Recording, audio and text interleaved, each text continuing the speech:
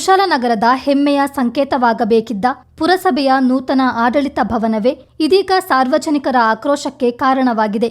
ಸುಮಾರು 7 ಕೋಟಿ ರೂಪಾಯಿ ವೆಚ್ಚದಲ್ಲಿ ನಿರ್ಮಾಣಗೊಂಡ ಭವ್ಯ ಕಟ್ಟಡದಲ್ಲಿ ಮಳೆ ನೀರು ಸೋರುತ್ತಿದ್ದು ಕಳಪೆ ಕಾಮಗಾರಿಯ ಆರೋಪಗಳು ಕೇಳಿಬಂದಿವೆ. ಕಟ್ಟಡ ನಿರ್ಮಾಣದಲ್ಲಿ ಭ್ರಷ್ಟಾಚಾರ ನಡೆದಿದೆಯೇ ಎಂಬ ಅನುಮಾನ ವ್ಯಕ್ತವಾಗಿದ್ದು ತನಿಖೆಗೆ ಸಾರ್ವಜನಿಕರು ಒತ್ತಾಯಿಸಿದ್ದಾರೆ. ಹಿಂದೆ ಪಟ್ಟಣ ಪಂಚಾಯಿತಿಯಾಗಿದ್ದ ಕುಶಾಲನಗರದಲ್ಲಿ ಸೂಕ್ತ ಆಡಳಿತ ಭವನದ ಕೊರತೆ ಇತ್ತು. ಬಳಿಕ ಹಳೆಯ ಕಟ್ಟಡದ ಜಾಗದಲ್ಲಿ ಸುಸಜ್ಜಿತ ನೂತನ ಕಟ್ಟಡ ನಿರ್ಮಾಣಕ್ಕೆ ಚಾಲನೆ ದೊರೆತು ಪುರಸಭೆಯಾಗಿ ಮೇಲ್ದರ್ಜೆಗೇರಿದ ಬಳಿಕ ಸುಮಾರು 7 ಕೋಟಿ ರೂಪಾಯಿ ವೆಚ್ಚದಲ್ಲಿ ಭವ್ಯ ಕಟ್ಟಡ ನಿರ್ಮಿಸಲಾಯಿತು. ಕುಶಾಲನಗರ ವ್ಯಾಪ್ತಿಯಲ್ಲಿ ಮಿನಿ ವಿಧಾನಸೌಧದಂತೆ ಪುರಸಭೆ ಕಟ್ಟಡ ಕಂಗೊಳಿಸುತ್ತಿತ್ತು. ಕಟ್ಟಡ ಉದ್ಘಾಟನೆಗೊಂಡ ಬಳಿಕ ಪ್ರತಿದಿನ ಸಾವಿರಾರು ಮಂದಿ ಸಾರ್ವಜನಿಕರು ಪುರಸಭೆಗೆ ಬಂದು ಕೆಲಸ ಕಾರ್ಯಗಳನ್ನು ಮುಗಿಸಿಕೊಂಡು ಹೋಗುತ್ತಿದ್ರು. ಕಟ್ಟಡ ನೋಡಿಯೇ ಖುಷಿ ಪಡುತ್ತಿದ್ರು. ಆದರೆ ಪುರಸಭೆ ಹೊಸ ಕಾರ್ಯಾಲಯದ ಕಟ್ಟಡದ ವಸ್ತುಸ್ಥಿತಿ ಮಳೆಗಾಲದಲ್ಲಿ ಬಯಲಾಗಿದೆ. ಕೋಟ್ಯಾಂತರ ರೂಪಾಯಿ ವೆಚ್ಚದಲ್ಲಿ ನಿರ್ಮಾಣವಾದ ಈ ಭವನ ಅದಾಗಲೇ ಸೋರುತ್ತಿದೆ. ಈ ಬಾರಿ ಹೆಚ್ಚು ಮಳೆ ಸುರಿಯದಿದ್ದರೂ ಸಣ್ಣ ಮಳೆಗೆ ಕಟ್ಟಡದ ವಿವಿಧ ಭಾಗಗಳಿಂದ ನೀರು ಸೋರಿಕೆಯಾಗ್ತಿರುವುದು ಸಾರ್ವಜನಿಕರ ಅಸಮಾಧಾನಕ್ಕೆ ಕಾರಣವಾಗಿದೆ. ಕಟ್ಟಡ ನಿರ್ಮಾಣ ಮಾಡಿದ ಗುತ್ತಿಗೆದಾರನ ವಿರುದ್ಧ ತನಿಖೆ ನಡೆಸುವಂತೆ ಆಗ್ರಹಗಳು ಕೇಳಿಬರ್ತಿವೆ. ಕಟ್ಟಡದ ಅವ್ಯವಸ್ಥೆಯ ಕುರಿತಂತೆ ಪ್ರತಿಕ್ರಿಯಿಸಿದ ಬ್ಲಾಕ್ ಕಾಂಗ್ರೆಸ್ ಅಧ್ಯಕ್ಷ ವಿಪಿ ಶಶಿಧರ್, ಇದು ಭ್ರಷ್ಟಾಚಾರಕ್ಕೆ ಹಿಡಿದ ಕೈಗನ್ನಡಿ ಎಂದರು. ಸೂಕ್ತ ತನಿಖೆ ನಡೆಸಿ ಗುತ್ತಿಗೆದಾರನನ್ನು ಕಪ್ಪುಪಟ್ಟಿಗೆ ಸೇರಿಸಬೇಕೆಂದು ಒತ್ತಾಯಿಸಿದರು. ಪೂರ್ಣಗೊಂಡಿದ್ದು ಚುನಾವಣೆ ಹೊಸ್ತಿಲಲ್ಲಿ 2022ಕ್ಕೆ ಉದ್ಘಾಟನೆ ಆಗಿದೆ, 23ರ ಜನವರಿಯಲ್ಲಿ. ಅದಕ್ಕೂ ಮುಂಚೆ ಕಾಮಗಾರಿ 19ರಿಂದ ಆರಂಭಗೊಂಡಿತ್ತು. ಆ ಕಟ್ಟಡಕ್ಕೆ ಹೆಚ್ಚು ಅವಧಿಯೂ ಆಗಲಿಲ್ಲ. ಕಟ್ಟಡ ಪೂರ್ಣಗೊಂಡು ಕೇವಲ 4-5 ವರ್ಷಗಳಾಗಿದೆ, ಅಥವಾ 10 ವರ್ಷವೇ ಆಗಲಿ, 20 ವರ್ಷವೇ ಆಗಲಿ, 30 ವರ್ಷಗಳೇ ಆಗಲಿ. ಅದು RCC ಕಟ್ಟಡ. ಭಾಳ ದೊಡ್ಡ ಮಟ್ಟದ ಅಂದಾಜು ಪಟ್ಟಿಯನ್ನು ತಯಾರು ಮಾಡಿ ಅದನ್ನು ವಿನ್ಯಾಸಗೊಳಿಸಲಾಗಿದೆ. ಇದರ ಉಸ್ತುವಾರಿ ನೋಡ್ಕೊಳ್ಬೇಕಾದ ಜವಾಬ್ದಾರಿ ಹೊತ್ಕೊಂಡವರು ಅದರಲ್ಲೂ ವಿಫಲರಾಗಿದೆ. ಈಗ ಪ್ರಸ್ತುತ ಏನು ಈ ಸೋರಿಕೆ ಆಗಲಿಕ್ಕೆ ಕಾರಣ ಆಗಿದೆ, ಅದನ್ನು ಸರಿಪಡಿಸ್ಬೇಕಂತ ಹೊಣೆಗಾರಿಕೆ ಹೊತ್ಕೊಂಡಂಥ ನಮ್ಮ ಮುಖ್ಯ ಅಧಿಕಾರಿ ಅದನ್ನು ತೇಪೆ ಹಚ್ಚುವ ಕೆಲಸ ಮಾಡಬಾರ್ದು. ಇದಕ್ಕೆ ಸಂಬಂಧಪಟ್ಟ ವಿರುದ್ಧ ಕ್ರಮ ತೆಗೆದುಕೊಳ್ಳಿಕ್ಕೆ ಏನು ಅಗತ್ಯವಾದ ಮಾರ್ಗಗಳಿದೆ ಅದನ್ನು ಆಲೋಚನೆ ಮಾಡಬೇಕು. ಈಗಾಗಲೇ ಅದು ಹಳೆ ಕಟ್ಟಡ ಆಗೋಗ್ಬಿಟ್ಟಿದೆ, 5 ವರ್ಷ ಆಗಿದೆ, ಅದು ಸೋರಿಕೆ ಆಗೋದು ಸಹಜ ಅನ್ನೋ ಉತ್ತರ ಕೊಡೋದ್ರ ಮೂಲಕ ಭ್ರಷ್ಟಾಚಾರಕ್ಕೆ ಮತ್ತಷ್ಟು ಕುಮ್ಮಕ್ಕು ಕೊಡುವ ತಮ್ಮ ಮಾತುಗಳ ಮೂಲಕ ಜನರನ್ನು ಅಪಹಾಸ್ಯ ಮಾಡಬೇಡ್ರಿ. ಜನರನ್ನು ಅಪಹಾಸ್ಯ ಇನ್ನೆಷ್ಟು ದಿನ ಮಾಡ್ತಾ ಹೋಗ್ತೀವಿ?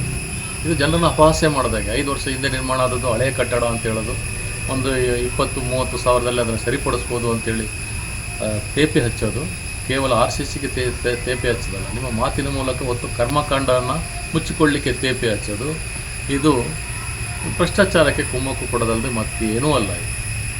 ಹಾಗಾಗಿ ಇದನ್ನೆಲ್ಲ ಖಂಡಿಸ್ತೀವಿ. ಪ್ರಜ್ಞಾವಂತರು ಇದ್ರ ಬಗ್ಗೆ ಮಾತಾಡಬೇಕಾಗಿದೆ. ಊರಿನ ಪ್ರಜ್ಞಾವಂತರು ಧ್ವನಿ ಆಗಬೇಕಾಗಿದೆ. ಇಂಥ ಸಂಗತಿಯನ್ನು ಪ್ರಶ್ನೆ ಮಾಡಬೇಕಾಗ್ತದೆ. ಯಾರೇ ಆಗಿರಲಿ, ಯಾವುದೇ ಪಕ್ಷದವರಾಗಿರಲಿ, ಊರನ್ನು ಕಟ್ಟಬೇಕಾದ್ರೆ ರಾಜಿ ಇಲ್ಲದೆ ಕೆಲಸ. ಇದು ಕಳಪೆ ಕಾಮಗಾರಿ ಎಂದು ಆರೋಪಿಸಿರುವ ಶಿವರಾಮೇಗೌಡರ ಕರ್ನಾಟಕ ರಕ್ಷಣಾ ವೇದಿಕೆಯ ಜಿಲ್ಲಾಧ್ಯಕ್ಷ BA ದಿನೇಶ್ ಶೆಟ್ಟಿ ತಪ್ಪಿತಸ್ಥರ ವಿರುದ್ಧ ಕ್ರಮಕ್ಕೆ ಆಗ್ರಹಿಸಿದ್ದಾರೆ.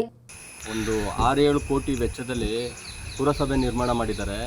ಈಗ ಏನಾಗಿದೆ ಅಂದರೆ ಕಾಮಗಾರಿಕೆ ದುರಸ್ತಿ ಸ್ಥಿತಿಯಲ್ಲಿದೆ. ಏನು ಅಂದರೆ ಈಗ ಮಳೆಗಾಲ ಅಂದರೆ ಮಳೆ ಬಂದಿರೋದು ಈ ವರ್ಷ ತುಂಬ ಕಮ್ಮಿ. ಅದರಲ್ಲೂ ಈಗಲೇ ಮಳೆಯಿಂದ ಸೋರಿಕೆ ಆಯ್ತಾ ಉಂಟು ಅಂದರೆ ಯಾವ ರೀತಿ ಕಾಮಗಾರಿಕೆ ಮಾಡಿದ್ದಾರೆ ಅದು ತನಿಖೆ ಆಗಬೇಕು. ಒಂದು. ಎರಡನೇದೇನು ಅಂದರೆ ಅಲ್ಲಿ ಗೋಡೆಗಳಲ್ಲಿ ವೈರ್ಗಳು ಬಿಟ್ಟಿದ್ದಾರೆ. ವೈರ್ಗಳೆಲ್ಲ ಹೊರಗಡೆ ಬಿಟ್ಬಿಟ್ಟಿದ್ದಾರೆ. ಯಾರಾದರೂ ಈಗ ಈ ಸುತ್ತಿಗೆ ಹೋಗುವಂಥವ್ರು ಬೇರೆ ಬೇರೆ ರೆಕಾರ್ಡು ಖಾತೆಗಳು ಅವು ಇವು ಹೋಗೋಂಥವ್ರು ಜನಗಳು ಹೋಯ್ತಾ ಇರ್ತಾರೆ. ಅವ್ರಿಗೆ ಗೊತ್ತಾಗಲ್ಲ. ಏನಾದರೂ ವೈರ್ ಮುಟ್ಟಿದ್ರೆ ಕರೆಂಟ್ ಹೊಡೆದು ಏನಾದರೂ ಹೆಚ್ಚು ಕಮ್ಮಿ ಆಯಿತು ಅಂದರೆ ಯಾರು ಜವಾಬ್ದಾರಿ?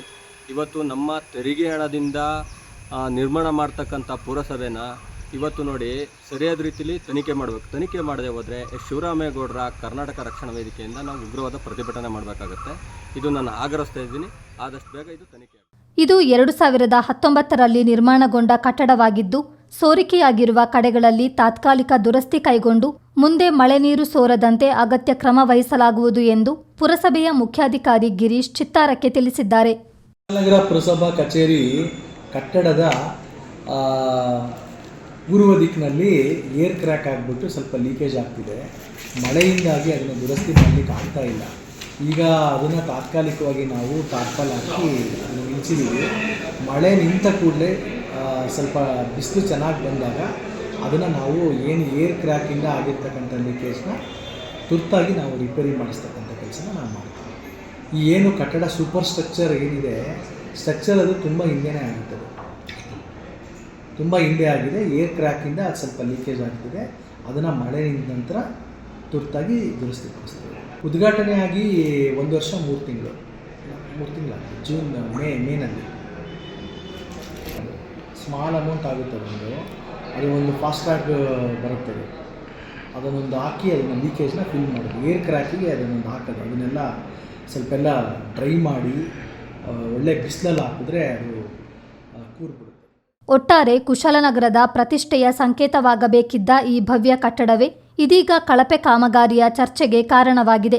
ಸ್ವತಂತ್ರ ತನಿಖೆ ನಡೆಸಿ ಸತ್ಯಾಂಶ ಹೊರತರಬೇಕೆಂಬುದು ನಾಗರಿಕರ ಒತ್ತಾಯವಾಗಿದೆ. ಶಿವರಾಜ್, ಚಿತ್ತಾರ ನ್ಯೂಸ್, ಕುಶಾಲನಗರ.